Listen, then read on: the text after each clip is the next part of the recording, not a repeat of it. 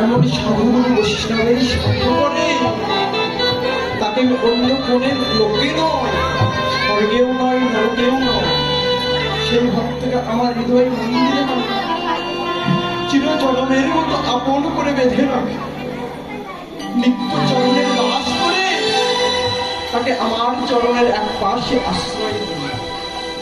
এটাই হচ্ছে সাধু সঙ্গের ফল। জগতে ভক্তগণ এমনি এমনি সাধু সঙ্গ করে না, সাধু সঙ্গে কিছু আছে জন্যই তো সাধু সঙ্গ করে। সেই পথে পাবন গৌর সুন্দর আমার নির্মণে ভগবান শ্রীকৃষ্ণের জন্য বাসক সজ্জা নির্মাণ করছে।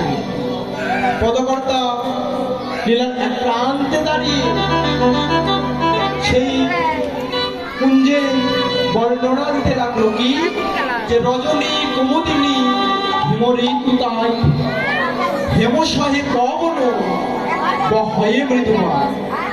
আরে কেমন স্বভাব নবদ্বীপে গৌর সুন্দরের বিলাসী, আর কেমন স্বভাব।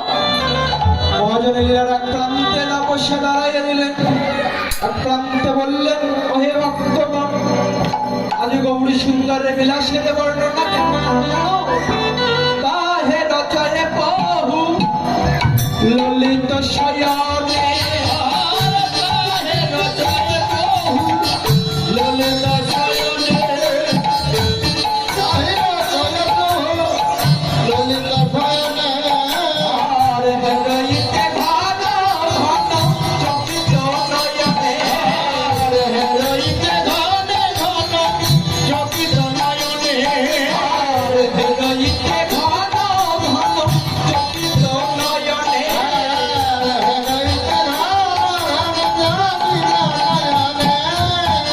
চমকে চমকে উঠিতেছে, চমকে চমকে উঠিতেছে, আরে চমকে চমকে উঠিতেছে, আরে চমকে চমকে উঠিতেছে, কৃষ্ণ কৃষ্ণ কৃষ্ণ বলে চমকে চমকে উঠিতেছে, কৃষ্ণ কৃষ্ণ কৃষ্ণ বলে চমকে চমকে চমকে কৃষ্ণ কৃষ্ণ বলে প্রভু আজ চমকে চমকে উঠছে। কেন?